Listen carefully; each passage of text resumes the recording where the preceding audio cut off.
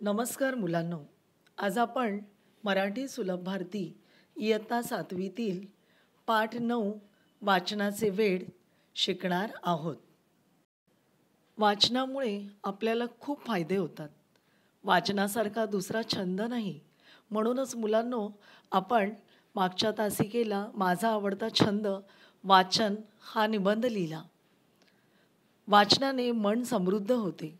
जगाची माहिती व ज्ञान यांचा संग्रह वाढतो आणि म्हणूनच मराठीमध्ये एक सुंदर सुविचार आहे, वाचाल तर वाचाल. स्वतः अवांतर वाचणे आणि इतरांना अवांतर वाचण्यास प्रवृत्त करणे हाच या पाठाचा हेतू आहे. बच्चों, वाचन करने से बहुत सारे फ़ायदे होते. वाचन जैसा दूसरा अच्छा शौक नहीं है. वाचन करने से हमारा मन समृद्ध हो जाता है. दुनिया भर की जानकारी, ज्ञान हमारा वाचन करने से ही बढ़ता है. इसलिए हमें पढ़ना चाहिए और दूसरों को भी पढ़ने के लिए प्रवृत्त करते रहना चाहिए. आता आपण पाठाचा परिचय पाहूया. पाठ 9 वाचनाचे वेड. लेखिका आशा पाटील, जन्म 1976. प्रसिद्ध लेखिका. आठवणींचा पाऊस, बिल्वदल हे काव्यसंग्रह, अमृतफळ, आत्मनाद, बंटीची फजिती, शूरवीर, पाखरं, शेवंताबाई इत्यादी कथासंग्रह प्रसिद्ध. सोनालीने अवांतर वाचन करावे यासाठी तिच्या आईने केलेली युक्ती कशी सफल झाली याचे वर्णन लेखिकेने प्रस्तुत पाठात केले आहे. मुलांनो, सोनालीला वाचनाचा कंटाळा आला होता, पण तिला वाचनाची आवड लागावी म्हणून तिच्या आईने एक युक्ती केली आणि ती युक्ती यशस्वी झाली.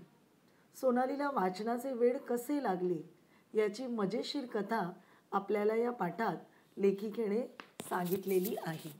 इस पाठ में सोनाली नाम की एक लड़की है और उस लड़की को पढ़ने का बहुत ही कंटाला आता है. उसको पढ़ने का ज़रा भी शौक़ नहीं है, लेकिन उसके लिए उसकी माँ ने एक तरकीब निकाली और सोनाली को पढ़ने का शौक़ कैसे लगा इसका मज़ेदार वर्णन इस प्रस्तुत पाठ में लेखिका ने किया हुआ है.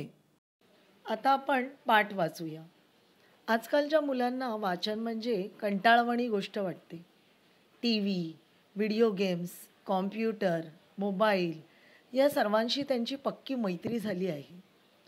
खरे तर सोनालीलाही पाठ्यपुस्तकांव्यतिरिक्त इतर पुस्तक वाचनाची बिलकुल आवड नव्हती. तिची आई अन मोठ्या भावाला मात्र आवड नव्हे तर वाचनाचे वेडच होते. तिच्या आईने बऱ्याच वेळा वाचनाकडे तिचे मन वळवण्याचा प्रयत्न केला. आपल्या अभ्यासाशिवाय दररोज किमान 2 पाने अवांतर वाचावीत असे तिचे मत होते. खूप प्रयत्न करूनही सोनालीला अवांतर वाचनासाठी प्रवृत्त करण्याकरता आईला यश येत नव्हते. मुलांनो, ही गोष्ट तर नक्की खरी आहे की आजकालच्या म्हणजेच तुम्हा मुलांना वाचन म्हणजे अगदी कंटाळवाणी गोष्ट वाटते. तुम्हाला कशाचं उत्तर हवं असेल तर तुम्हाला ते पुस्तकात वाचणं कंटाळा येतो, पण त्यापेक्षा तुम्ही ते उत्तर मोबाईलमध्ये लवकरात लवकर शोधून काढण्यात तुम्हाला ती आवड आहे. म्हणूनच मोबाईलवरती आजकाल अभ्यास करणं किंवा व्हिडिओ गेम खेळणं याच्यात तुम्हाला जास्त आवड निर्माण झालेली आहे आणि मोबाईल हा तुमचा पक्का मित्र झालेला आहे. आणि अशा प्रकारे तुमच्यासारखी सोनाली ही एक मुलगी आहे आणि तिलाही तिची पाठ्यपुस्तकं म्हणजे शाळेचे जे विषय आहेत तेवढेच तिला आवडतात. इतर त्या व्यतिरिक्त इतर वाचन तिला करायला बिलकुल आवडत नाही. पण सोनालीच्या घरात मात्र तिच्या आईला आणि तिच्या मोठ्या भावाला वाचनाची अतिशय आवड होती. सोनालीच्या आईने बऱ्याचदा सोनालीचं वाचनाकडे मन वळवण्याचा प्रयत्न केला. मन वळवणे म्हणजेच एखाद्या गोष्टीसाठी तिचं मन तयार करणे. तिचं वाचनासाठी मन तयार करण्याचा बरेचदा प्रयत्न केला. आपल्या अभ्यासाशिवाय दररोज यांनी नित्य किमान म्हणजेच कमीत कमी 2 पाने अवांतर वाचावीत म्हणजे इतर वाचन करावं असं आईचं मत होतं. परंतु आईने खूप प्रयत्न करून देखील सोनालीला ती अवांतर वाचनासाठी प्रवृत्त करू शकली नाही, म्हणजे अवांतर वाचनासाठी ती तयार करू शकली नहीं। त्यात आईला बिल्कुल यश येत नहोते।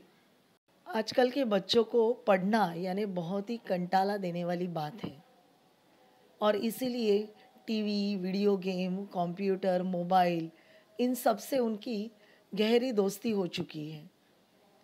उसी प्रकार सोनाली नाम की लड़की को भी उसके पाठ्य पुस्तक के अलावा, व्यतिरिक्त यानी अलावा, कोई अलग किताब पढ़ने की बिल्कुल इच्छा नहीं थी। और उसके घर में उसकी माँ और उसके भाई को तो पढ़ने का बहुत ही शौक था। सोनाली की माँ ने बहुत बार उसका पढ़ने के लिए मन तैयार करने की कोशिश की, लेकिन माँ को सफलता नहीं मिल पाई। अपनी पढ़ाई के अलावा हमेशा कम से कम 2 पन्ने हमें अवांतर यानी इतर किताब पढ़नी चाहिए, ऐसी माँ का मत था। लेकिन फिर भी बहुत सारे प्रयत्न करने के बावजूद माँ इस काम में असफल रही। एकदा सुट्टीमध्ये तिच्या आईने एक गोष्टीचे पुस्तक तिच्या हातात दिले आणि तिला सांगितले, सोनाली, मला एका शाळेत पाहुणी म्हणून बोलावलं आहे। तिथे मुलांना मी एक गोष्ट सांगणार आहे। मला खूप काही गोष्टी माहीत आहेत, पण कोणती गोष्ट सांगू ते समजेना। या पुस्तकातली एक गोष्ट सांगावी असं वाटतंय।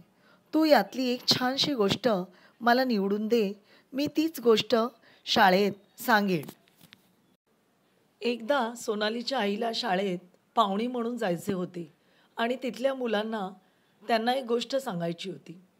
गोष्टीच्या पुस्तकातली एक गोष्ट सांगावी असे आईला वाटत होते, पण नक्की कोणती गोष्ट सांगावी हे समजत नव्हते, आणि म्हणून आईने सोनालीला त्या पुस्तकातून छानशी गोष्ट निवडून द्यावी असे सांगितले आणि सोनालीच्या हातात गोष्टीचे पुस्तक दिले। बच्चों, सोनाली की माँ को एक स्कूल में प्रमुख अतिथि बनकर जाना था। वहाँ के बच्चों को उनको कहानी सुनानी थी। वैसे तो उनको बहुत सारी कहानियाँ आती थी, लेकिन उसमें से कौन सी कहानी बच्चों को बताए ये उनकी समझ में नहीं आ रहा था, और इसीलिए सोनाली की माँ ने एक कहानी की किताब सोनाली के हाथ में थमा दी और उसे कहा कि यह किताब पढ़कर एक अच्छी कहानी उसमें से चुनकर वो माँ को बता दे, और वही कहानी वो बच्चों को बताने वाली थी। आईला मदत म्हटल्यावर सोनालीला शाळेत बाईंनी सांगितलेले आठवले। आपण सर्वांना मदत केली पाहिजे। या मदतीची सुरुवात घरापासून करा। मदत करण्याने आपल्याला आनंद तर होतोच, पण दुसऱ्याचा आनंद हा आपल्याला समाधान देऊन जातो। तुम्ही घरी किंवा इतर ठिकाणी कोणकोणती मदत कराल याची नोंद ठेवा आणि ती दर शनिवारी दाखवा। माँ को मदद करना है, यह सोचते ही सोनाली को उसकी टीचर ने जो बात कही थी वो याद आई। उसके टीचर ने कहा था कि हमें सबको मदद करनी चाहिए, और इस मदद की शुरुआत आप घर से ही शुरू करो। मदद करने से हमें खुशी तो मिलती ही है, लेकिन दूसरे की खुशी देखकर हम बहुत ही समाधानी हो जाते हैं, प्रसन्न हो जाते हैं।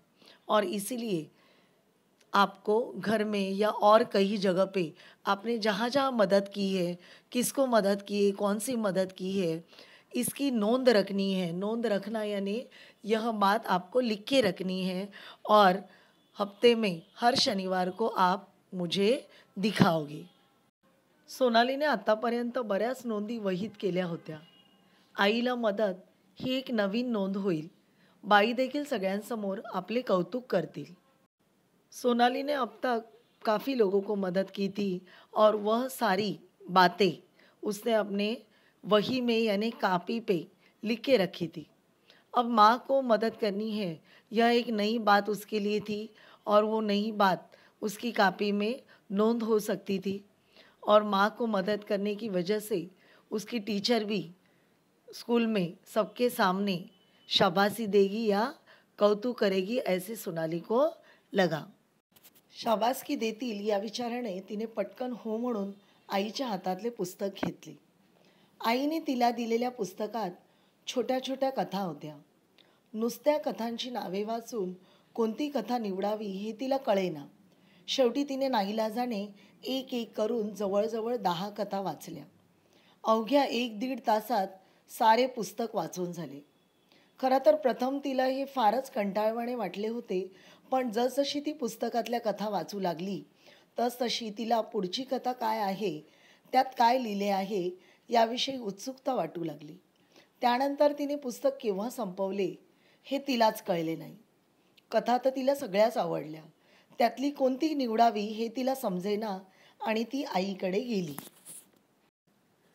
आईला सोनालीला अवांतर वाचनासाठी प्रवृत्त करायचे होते, पण आईला यश येत नव्हते. अखेर सोनालीला वाचनाची आवड निर्माण व्हावी म्हणून आईने युक्ती करायचे ठरवले आणि तिने सोनालीच्या हातात एक गोष्टीचे पुस्तक दिले. सोनालीने आईला मदत करावी म्हणून गोष्टीचे पुस्तक वाचले.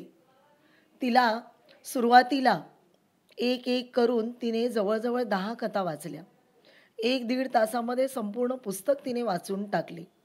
सुरुवातीला ते कंटाळवाणं वाटलं, पण जसजशी ती कथा वाचू लागली तसतशी पुढे कथेत काय आहे, काय लिहिलं आहे याविषयी तिची उत्सुकता वाटू लागली आणि शेवटी तिने पुस्तक कधी वाचून संपवले हे तिला कळलं नाही. आणि मग सगळ्या कथा तिला आवडल्या होत्या, पण नेमकी त्यातली कोणती निवडावी हे तिला कळेना म्हणून ती आईकडे गेली. सोनाली में पढ़ने का शौक़ निर्माण करने के लिए माँ ने एक तरकीब निकाली. माँ ने सोनाली के हाथ में एक कहानियों की किताब दे दी और सोनाली ने भी माँ को मदद करने की हेतु से वो कहानियों की किताब पूरी पढ़ ली. सारी कहानियाँ उसे बहुत ही अच्छी लगी. 1-1.5 घंटे में ही उसने पूरी किताब पढ़कर पूरी की. लेकिन शुरू में उसे ये किताब पढ़ना बहुत ही कंटाला आया था, लेकिन जैसे जैसे वो किताब पढ़ने लगी वैसे वैसे अगली कहानी क्या है, उसमें क्या लिखा होगा, इसके बारे में उसके मन में जागरूकता निर्माण हुई. और देखते देखते उसने किताब कब पढ़कर पूरी की ये वही समझ नहीं पाई. और ऐसे तो उसे कहानियों की किताब में से सारी कहानियाँ पसंद आई थी, लेकिन उसमें से कौन सी चुने ये वो समझ नहीं रही थी, इसलिए वो अंत में माँ के पास गई.